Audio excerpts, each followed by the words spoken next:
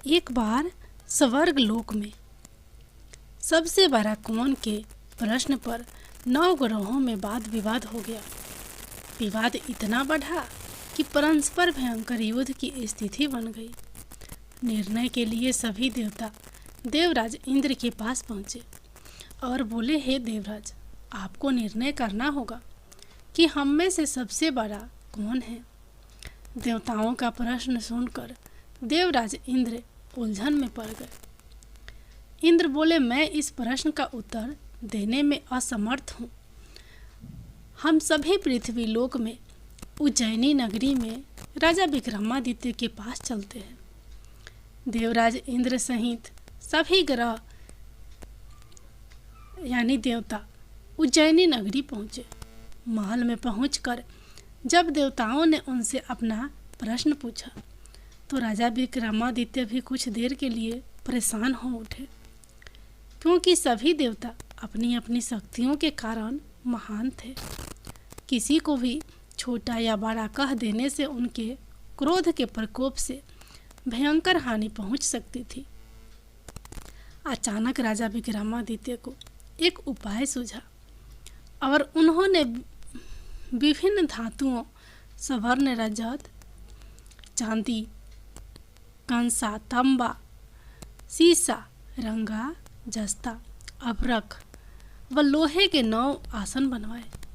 धातुओं के गुणों के अनुसार सभी आसनों को एक दूसरे के पीछे रखवाकर उन्होंने देवताओं को अपने अपने सिंहासन पर बैठने को कहा। देवताओं को बैठने के बाद राजा विक्रमादित्य ने कहा, आपका निर्णय तो स्वयं हो गया। जो सबसे पहले सिंहासन पर विराजमान है वही सबसे बड़ा है। राजा विक्रमादित्य के निर्णय को सुनकर शनि देवता ने सबसे पीछे आसन पर बैठने के कारण अपने को छोटा जानकर क्रोधित होकर कहा, राजा विक्रमादित्य, तुमने मुझे सबसे पीछे बैठाकर मेरा अपमान किया है। तुम मेरी शक्तियों से परिचित नहीं हो। मैं तुम्हारा सर्वनाश कर दूंगा।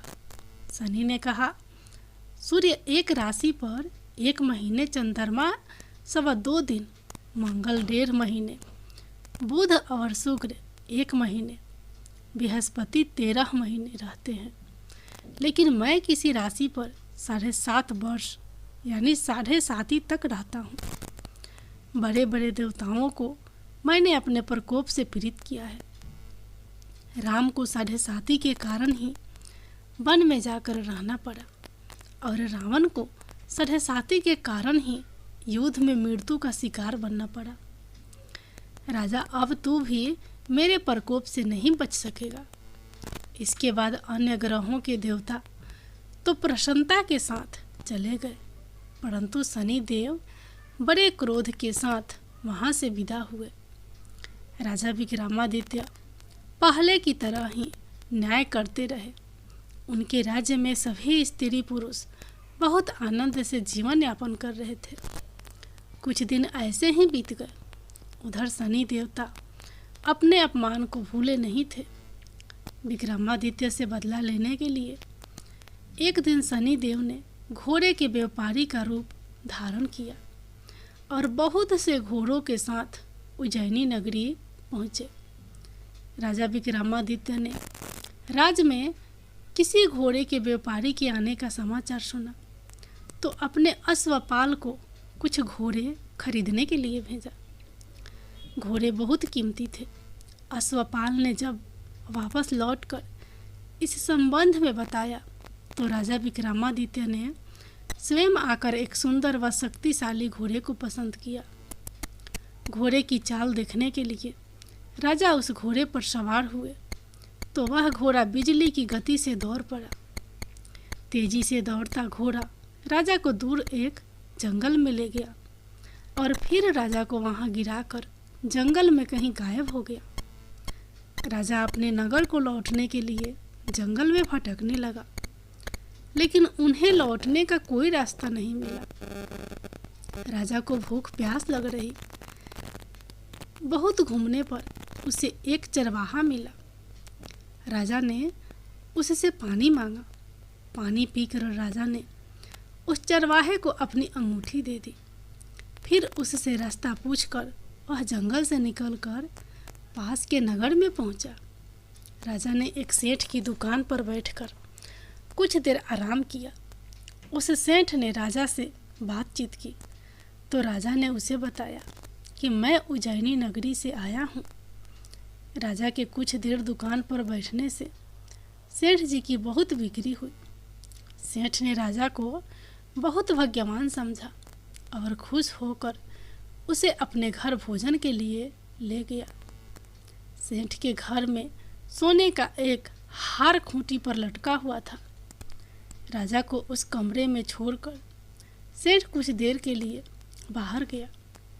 तभी एक आश्चर्यजनक घटना घटी। राजा के देखते देखते सोने के उस हार को खूंटी निकल गई।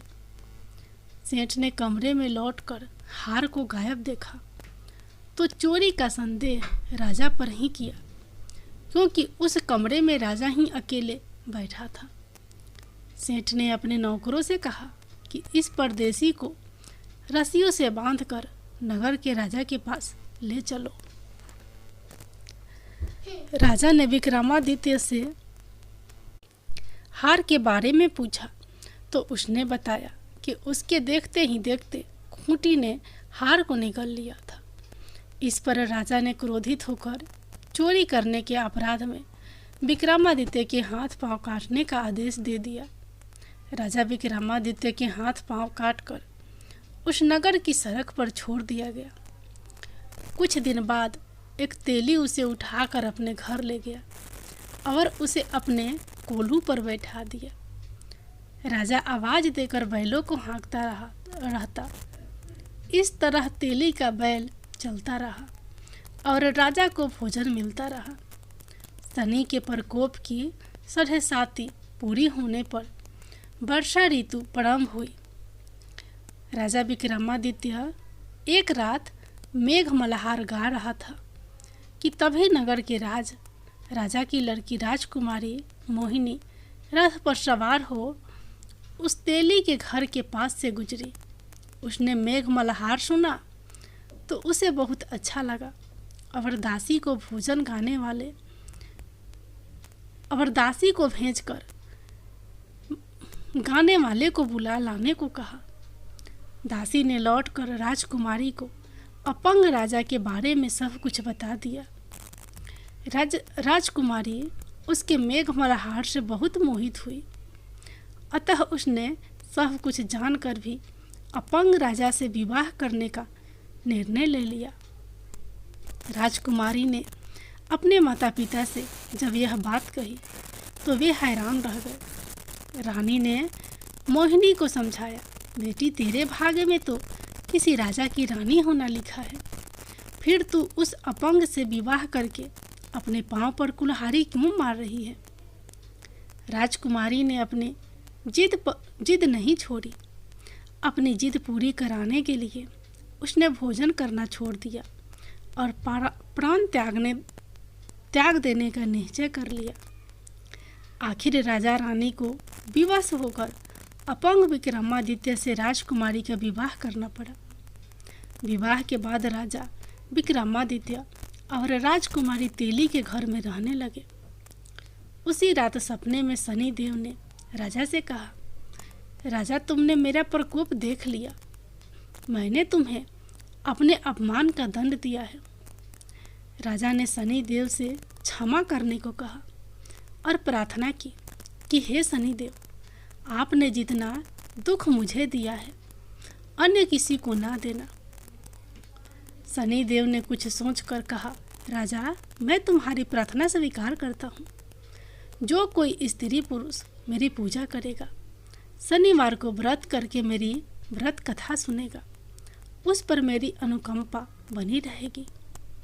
प्रातःकाल राजा विक्रमादित्य की नींद खुली तो अपने हाथ पांव देखकर राजा को बहुत खुशी हुई। उसने मन ही मन शनिदेव को प्रणाम किया। राजकुमारी भी राजा के हाथ पांव सही सलामत देखकर आश्चर्य में डूब गई। तब राजा विक्रमादित्य ने अपना परिचय देते हुए शनिदेव के प्रकोप की सारी कहानी सुनाई। सेठ को जब इस बात का पता चला तो दौड़ता हुआ तेली के घर पहुंचा और राजा के चरणों में गिरकर क्षमा मांगने लगा। राजा ने उसे क्षमा कर दिया, क्योंकि यह सब तो शनिदेव के प्रकोप के कारण हुआ था। सेठ राजा को अपने घर ले गया और उसे भोजन कराया। भोजन करते समय वहाँ एक आश्चर्यजनक घटना घटी। सब के देखते देखते उस खूंटी ने हार उगल दिया। सेठ जी ने अपनी बेटी का विवाह भी राजा के साथ कर दिया और बहुत से स्वर्ण आभूषण धन आदि देकर राजा को विदा किया। राजा विक्रमादित्य राजकुमारी मोहिनी और सेठ की बेटी के साथ उज्जैनी पहुँचे तो नगर वासियों ने हर्ष के साथ उनका स्वागत किया। अगले दिन राजा विक्रमादित्य ने पूरे राज्य में घोषणा कराई कि शनिदेव सब देवों में सर्वश्रेष्ठ हैं। प्रत्येक स्त्री पुरुष शनिवार को उनका व्रत करे और व्रत कथा अवश्य सुने। राजा विक्रमादित्य की घोषणा से शनिदेव बहुत प्रसन्न हुए। शनिवार का व्रत करने और व्रत कथा सुनने के कारण सभी लोगों की मनोकामनाएं पूरी हुई। शनिदेव की अनुकंपा से पूरी होने लगी। सभी लोग आनंद पूर्वक रहने लगे। शनिदेव भगवान की